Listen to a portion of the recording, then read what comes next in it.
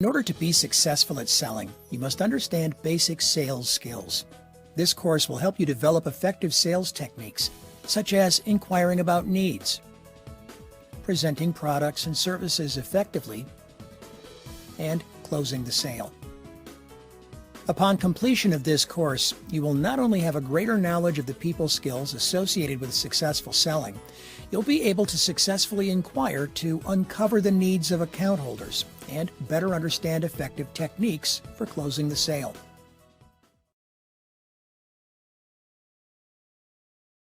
Like deregulation before it, technology has a big impact on financial institutions. Technology radically changes the way people conduct their financial business. Today, depository institutions offer a wide array of online services, including electronic fund transfers, direct deposit, and the Click Branch platform that allow people to access their accounts from anywhere in the world.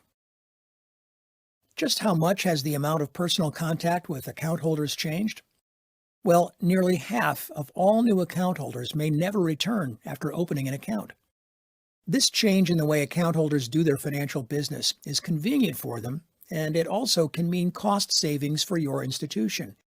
However, it does require professionals like you to explore new ways of dealing with the people you serve.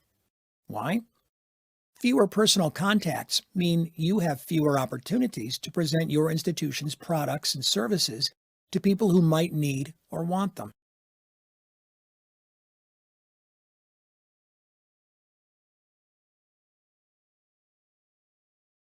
Whether you realize it or not, you are selling your institution every time you deal with people. To the people you serve, you are the institution. For that reason, it is important for you and everyone else at your institution to maintain excellent relationships with the public by using good people skills. Maintaining good relations can involve many things. For example, you might help an elderly person understand how to read a monthly statement. Perhaps you'll have an opportunity to explain additional products and services to a new account holder. Here are 5 basic people skills you can use when selling a product or service. 1. Display an upbeat, positive attitude. 2. Show empathy. 3. Maintain good eye contact. 4. Use the person's name whenever possible. 5.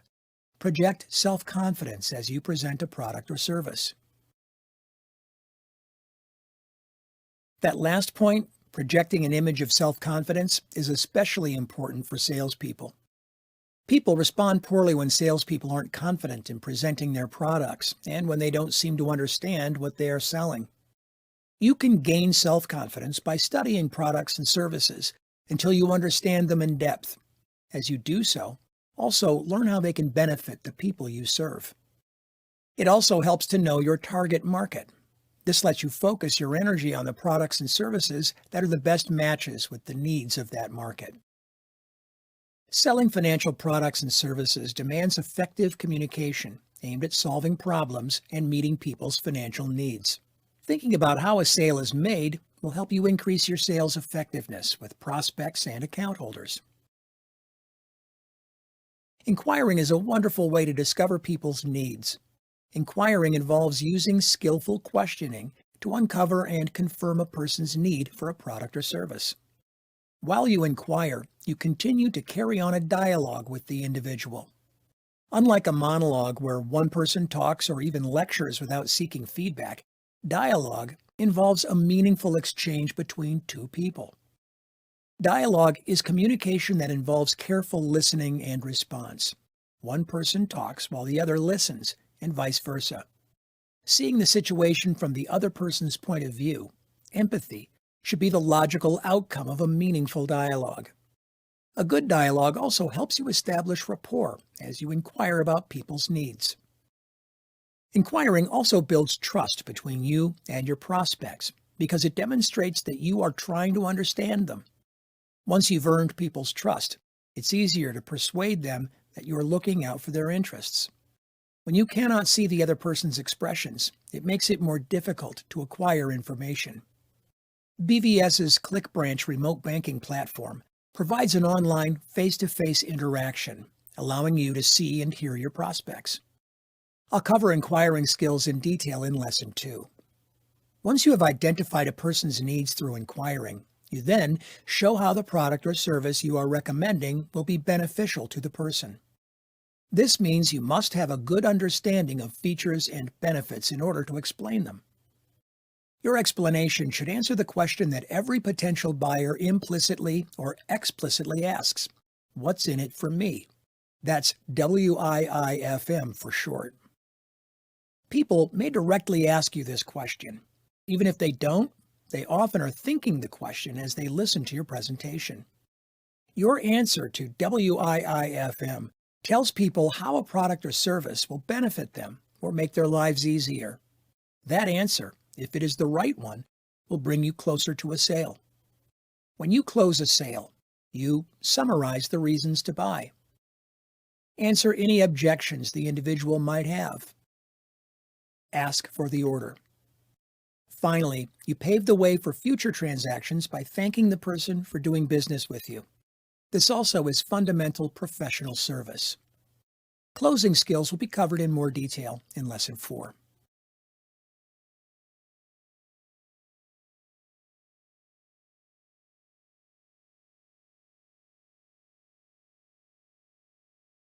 Understanding the 3 basic sales skills is only part of your job as a salesperson. To become proficient at selling takes practice. As I mentioned earlier, technology means most people have the freedom to contact you online for service. Let's say you're an account representative in a ClickBranch call with an account holder, and he or she mentions being dissatisfied with paying tax on earned interest from a savings account. There are 3 basic sales skills you can put to use here. The first basic skill is inquiring. Making a skilled inquiry involves asking several questions that uncover a person's need. Doing this creates a dialogue, a meaningful exchange between 2 people. When you know what their needs are, you can address them with the next skill: presentation. Presentation skills enable you to summarize complex technical language and communicate the value of a product or service in an easily understandable way, using basic points. Using the example we mentioned above, you might recommend a tax-deferred individual retirement account. Once you've thoroughly presented your solution, you can utilize the closing skill by summarizing its benefits. Effective inquiring, presenting, and closing are all equally important to the basic sales process. Good communication is fundamental to all 3. Using good people skills also is essential. In this lesson, I'll show you how to improve your inquiring technique by sharpening your questioning and listening skills. Ability to read body language. Pointed out in Lesson 1, inquiring is about uncovering people's needs through effective questioning. Ask questions such as, "And why do you think this is important? Can you explain how that might be better for your business?" This type of gentle questioning should help draw out additional needs or concerns.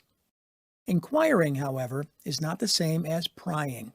People who feel you're putting them on trial with fast-paced, hard-hitting questions probably will be uncomfortable, uncooperative, and therefore uncommunicative.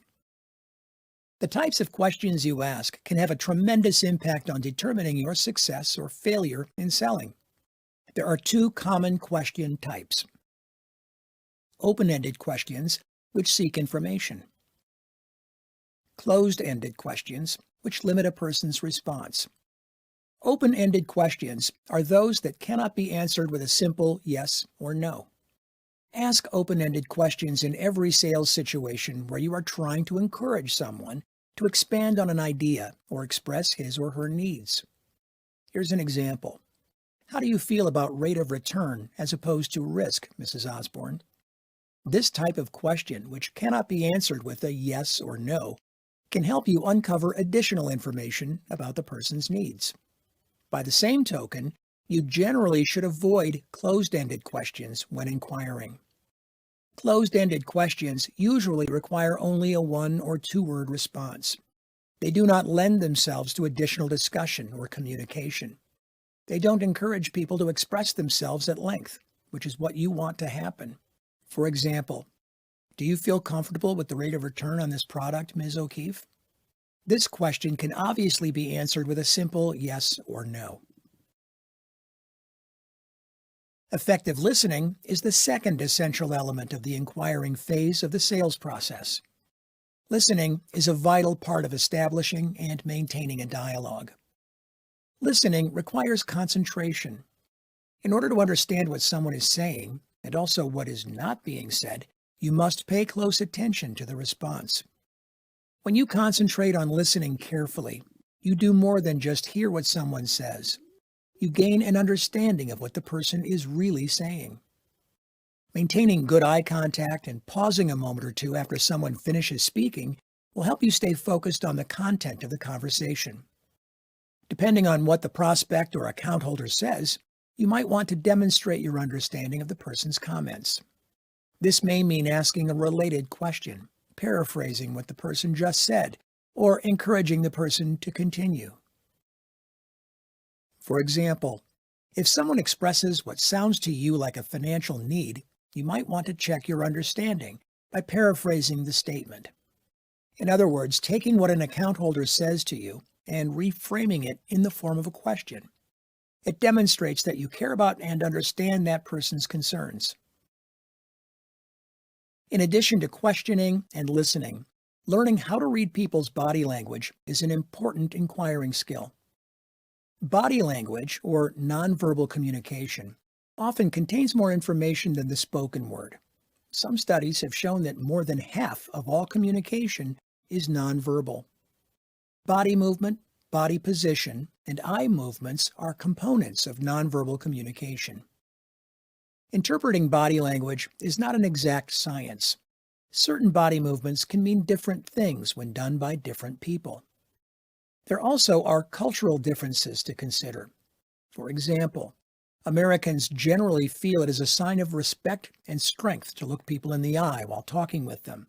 But in some cultures, it is impolite to do so. So the same body movement or gestures can mean different things in different cultures. Still, body language experts feel they can assign meanings to a number of common body movements and gestures used by Americans. Body language can help you know when to continue with your sales pitch, change strategies, counter unspoken objections. Being aware of and sensitive to a person's nonverbal communication can increase your chances for a successful sale.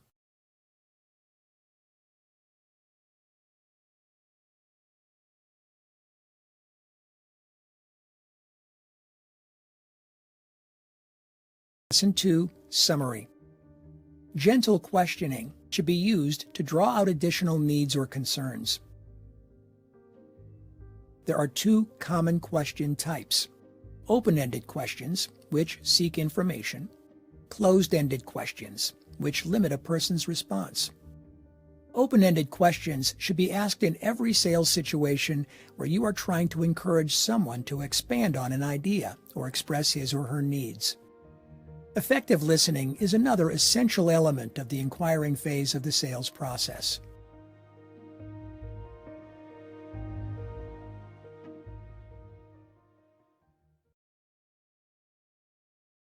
Effective presentation skills are essential to successful selling. In Lesson 1, you learned that during the presentation stage of the selling process, you explain how the product or service you are recommending will benefit the prospect or account holder. In this lesson, you'll learn more about the keys to effective presentations. Product knowledge. Understanding the difference between the features and the benefits of your products and services.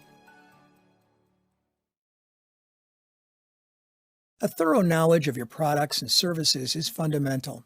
Without it, how will you be able to match people's needs with your offerings? Basic sources of product information might include the booklets, posters, flyers, and brochures distributed within your institution. Although this kind of promotional literature may be helpful in a general way, people often have specific needs and concerns that you won't be able to effectively address if you just read these materials. Other ways to expand your product knowledge include taking advantage of training opportunities and talking to your fellow employees. Experienced sales and service representatives, loan officers, managers, and supervisors are the best sources of in-depth information about products and services. Talk to them to learn the details of how a product or service works. Which products or services are the best choices to meet people's needs? In addition to knowing your own products and services, you also should know what your competition offers. After all, some people comparison shop for the best price or the best service. That's why you should know how you stack up against area competitors. Understanding the differences between a product's features and its benefits is essential in order for you to make effective presentations. A clear understanding of features and benefits will help you pinpoint exactly which aspects of a product or service will meet a person's need. Features are the characteristics that make the product what it is. For example, a feature of a new car might be that it has air conditioning. Benefits are the values or advantages the product delivers to the buyer. The benefit of purchasing that car with air conditioning is that the owner will stay cool during the hot summer months. Here's the key thing to remember. People buy benefits, not features. So stress the benefits of the product or service in your presentation. If you offer home equity loans, the interest the borrower pays may be tax deductible. Interest deductibility, then, would be a feature of the loan. The benefit would be lower taxes than with a standard loan. Or to put it another way, the benefit would be lower loan cost than with a standard loan. Remember the WIIFM statement discussed in Lesson 1? The prospect or account holder is always asking, "What's in it for me?" Answer that question by stressing the benefits of products and services.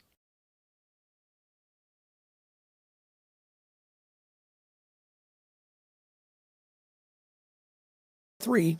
Summary. To be successful in sales, you must have a thorough knowledge of your products and services. Ways to expand your product knowledge include taking advantage of training opportunities and talking to fellow employees. Understanding the differences between a product's features and its benefits is essential if you're going to meet a person's needs.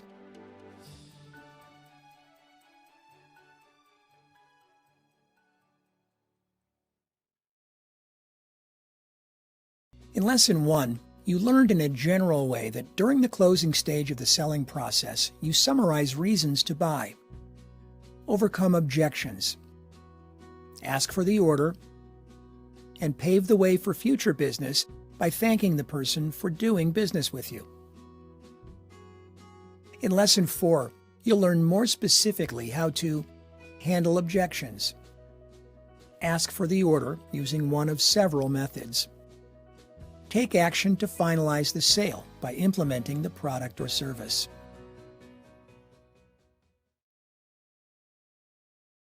Although objections may seem like strong negative statements, they actually are positive signals to the salesperson who knows how to deal with them.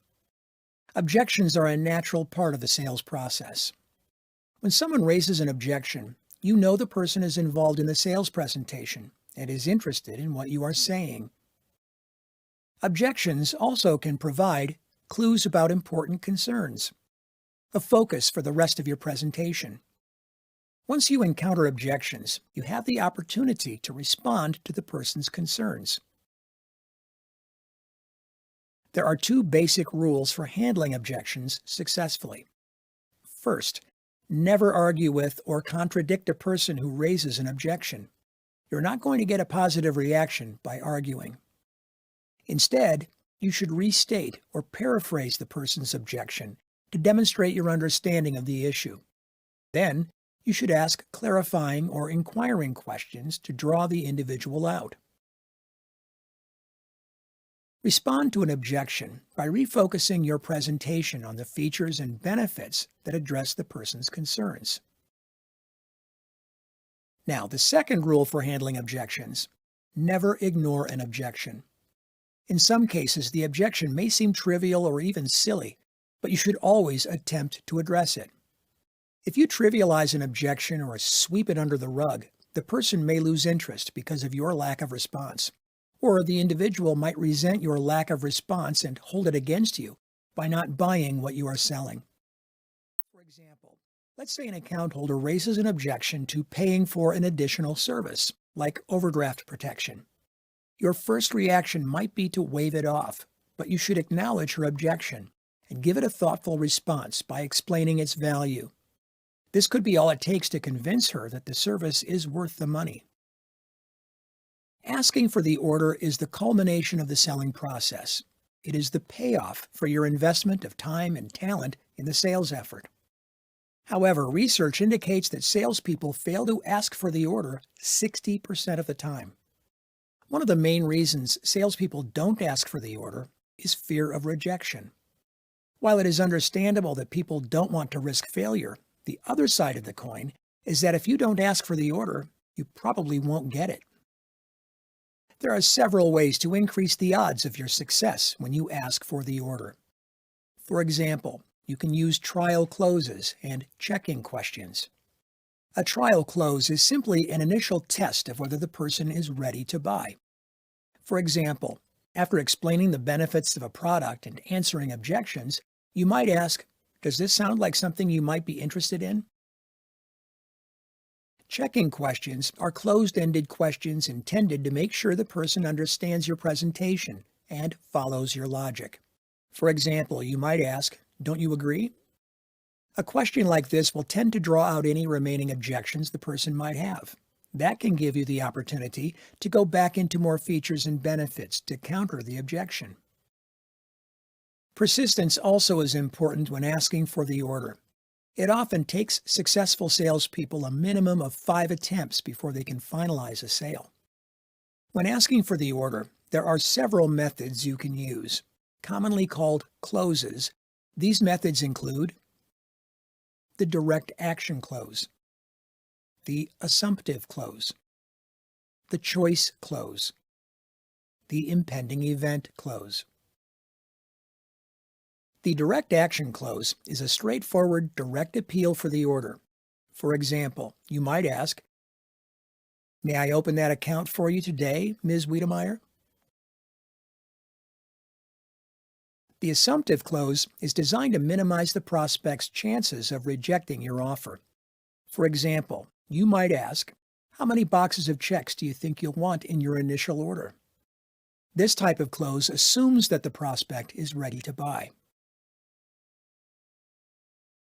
The choice close is really another form of the assumptive close because it gives the prospect a choice, but assumes the person is buying the product or service. For example, you might ask, "Which would work better for you, the variable rate or the fixed rate?" The impending event close is a common one that links a deadline or special offer to the sales presentation.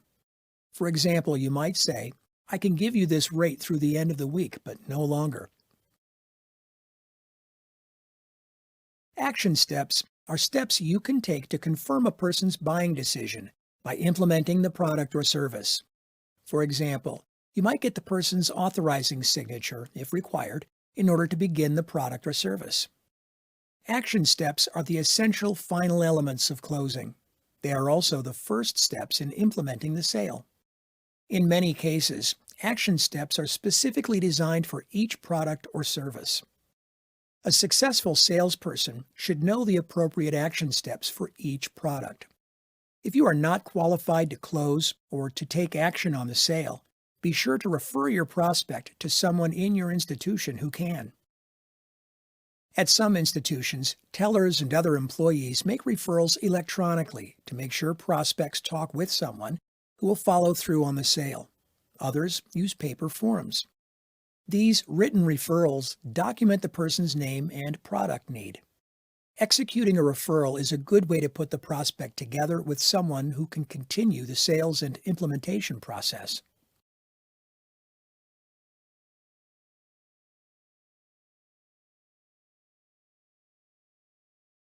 For summary. Objections may seem negative, but they can actually be a positive sign that someone is involved and interested in what you are saying.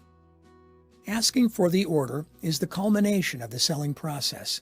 Yet research indicates that salespeople fail to ask for the order 60% of the time, often because of a fear of rejection. Action steps are steps you can take to confirm a person's buying decision. They are the first steps in implementing the sale. For example, you might get the person's authorizing signature, if required, in order to begin the product or service.